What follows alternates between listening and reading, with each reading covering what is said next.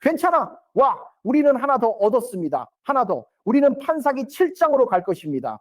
이것은 기드온의 이야기이며 나팔과 관련된 이야기입니다. 또 다른 이야기입니다. 기드온에게 300명과 전진하라고 말씀하셨던 것을 기억하실까요? 그들은 적과 싸움을 위해 그들은 나팔을 불어요. 나와 함께 주목해 주세요, 판사님들. 7장 21절. 각자의 위치에 서 있었다. 그리고 모든 호스트들이 달려서 울고 도망갔다. 이거 봐. 그리고 300명이 나팔을 불었습니다. 주님께서 각 사람의 칼을 서로 맞붙이게 하셨으며 이와 같은 사건이 군대 전체에 전파되었습니다. 나팔이 불리면 하나님의 백성이 전진하여 적들을 엎드리고 서로 무기를 돌린다는 것을 상징하는 것입니다. 여기서 당신이 보고 싶은 것은 그것뿐입니다.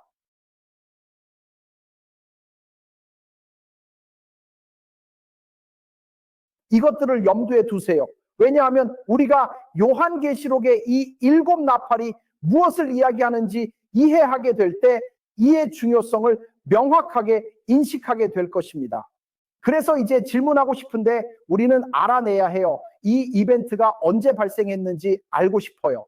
성경에서 성인들이 기도하고 그들의 기도가 올라가서 성인들의 기도에 대한 응답으로 불이 내려오는 때에 우리는 성인들이 기도하는 것을 생각할 수 있을까요?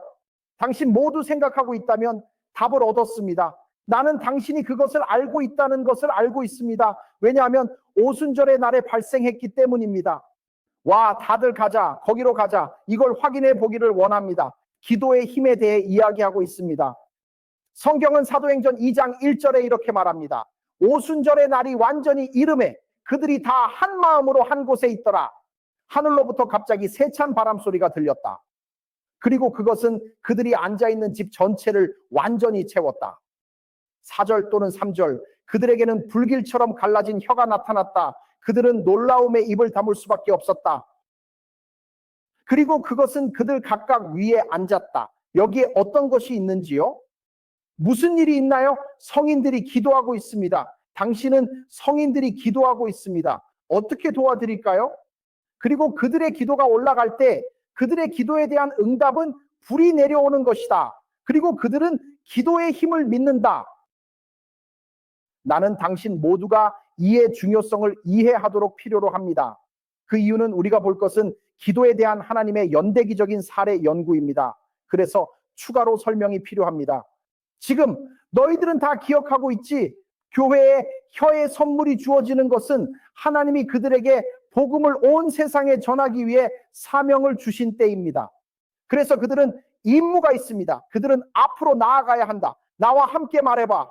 복음과 함께 전진하는 사람으로서 여기에 중요한 점이 있습니다. 현재 시점에서 말하자면 이것이 중요한 것입니다. 그걸 기억해 두세요. 이것이 얼마나 중요한지 알 수 있는 이유는 베드로가 오순절 때 설교하기 위해 일어섰기 때문입니다. 그리고 기억하신다면 그는 특정 책에서 인용합니다. 기억해. 그들은 생각해. 오, 이 사람들은 취했다고 생각해. 그들은 무엇을 말하고 있어? 피터가 말해. 얘들아, 우린 취하지 않았어. 주의해. 화면으로 돌아가자. 피터는 요엘의 책에서 인용한다. 그렇게 해서 우리는 함께 공부할 수 있을 것이다. 그가 인용한 내용입니다. 그는 말합니다. 이것은 선지자 요엘에 의해 말씀하신 것으로 알려져 있는 사실입니다. 이걸 들어봐. 마지막 날에 이루어질 것이다. 하나님의 구원을 받으라. 내 영을 모든 육체에 부어주리라.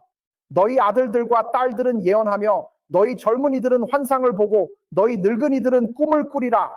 그리고 나의 종들과 여종들에게 나의 영을 부어주리니 그들은 예언할 것이며 하늘 위에 기적을 보이며 땅 아래 피와 불과 영이의 기운을 보이리라. 해가 어둠이 되고 달이 피로 변하기 전에 주님의 크고 주목할 만한 날이 올 것이다. 그리하여 나의 종들과 여종들은 주님의 영광을 찬양하리라. 이는 주님의 뜻이니라. 와, 지금 여러분에게 질문을 하겠습니다. 성령 강림의 날에 있었다면 당신 중 몇 명이 피터와 같은 모습이었을까요? 무슨 얘기하고 있어? 우리는 피도 못 봐. 해 어두워져도 못 봐. 이런 건 못 봐. 무슨 얘기하고 있는 거야? 아마도 당신은 피터가 왜 요엘의 책에서 인용하고 있는지에 대해 질문할 것 같습니다. 이게 왜 중요한지 알고 싶으신가요? 사랑하는 분들께서는 요엘 2장이 어떻게 시작되는지 주목하시기 바랍니다. 이 책은 성령의 감동 아래에서 피터가 인용한 책입니다. 피터는 이 책을 인용하고 있습니다.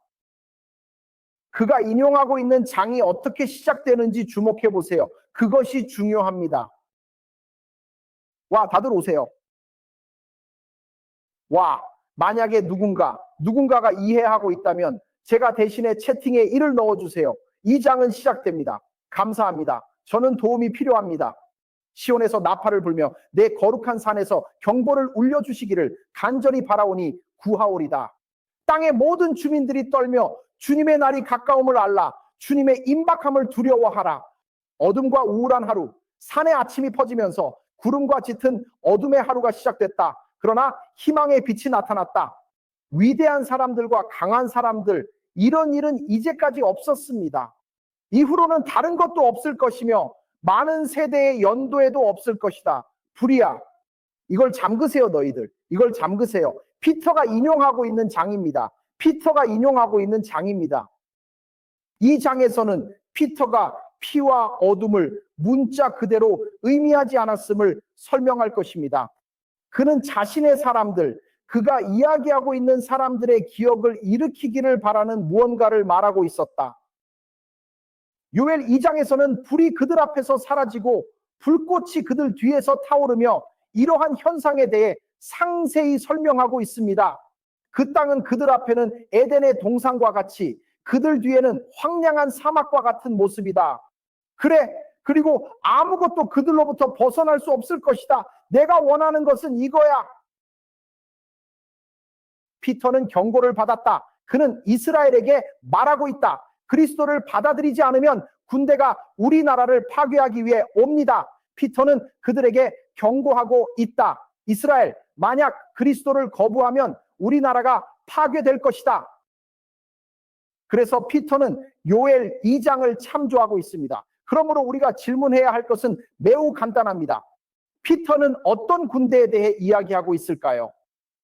이 하늘이 어둡게 되고 모든 이런 재앙적인 일들이 일어나는 것은 예루살렘의 파괴가 다가오는 것을 묘사한 것이었습니다. 채팅에 1을 입력하세요. 팔로우하고 계신 분들은요, 와, 매우 중요한 것이 있습니다. 이건 키야. 여러분들에게 이걸 이해하라고 해야 해. 화면으로 돌아가서 따라와 주세요.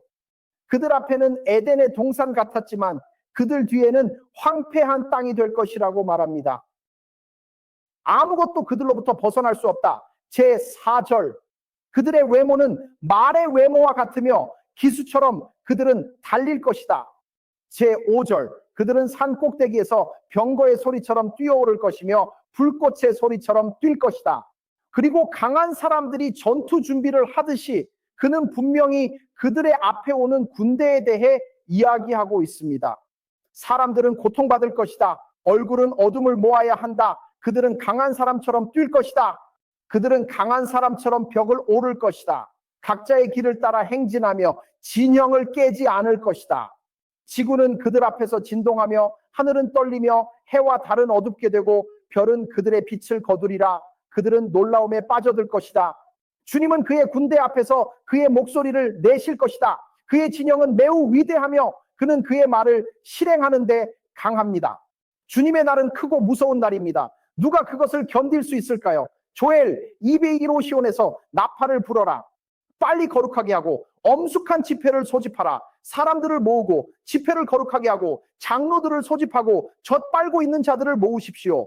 신랑은 자신의 방에서 나가고 신부는 자신의 옷장에서 나오게 하세요. 사제들은 현관과 제단 사이에서 울어야 합니다. 그들로 말하게 하시고 주여 주의 백성을 아끼시고 주의 기업을 욕되게 마옵소서. 이방인들이 그들을 통치해야 한다. 그들은 왜 사람들 사이에서 볼까요? 그들의 신은 어디에 있나요? 피터는 분명히 다가오는 침공과 군사적 침공에 대해 경고하고 있으며 이는 이곳에서 이루어질 것입니다. 그는 조심해야 합니다. 그러나 그는 상징적인 언어를 사용하고 있습니다. 그래서 요엘책 2장 20절에서 그는 덧붙여 말합니다. 그러나 나는 너희로부터 먼 곳에서 북쪽 군대를 제거하고 그를 동해를 향한 황량하고 황폐한 땅으로 몰아넣을 것이다. 그의 악취와 나쁜 기운이 올라오는 이유는 그가 위대한 일을 했기 때문이다. 내가 메뚜기가 먹은 해와 귀뚜라미와 애기벌레와 팥좀이 먹은 해를 너희에게 돌려줄 것이다. 내가 너희 중에 보낸 내 위대한 군대는 나라를 위해 올라와 강하고 수가 많으며 그 이빨은 사자의 이빨 같고 그것은 큰 사자의 어금니를 가지고 있다. 하나님은 무슨 말씀을 하고 있을까요? 그는 말하고 있습니다. 백성들이 회개하면 군대를 너희로부터 쫓아낼 것입니다. 그래서 그는 누워 있어. 피터는 이스라엘에게 알림을 주고 있다. 그는 이스라엘에게 말하고 있습니다. 들어봐요. 우리나라에 무언가가 다가오고 있어요. 만약 우리가 회개하고 기도하며 주님의 얼굴을 찾으면 우리나라에서 이 일을 물리칠 것을 알아야 합니다.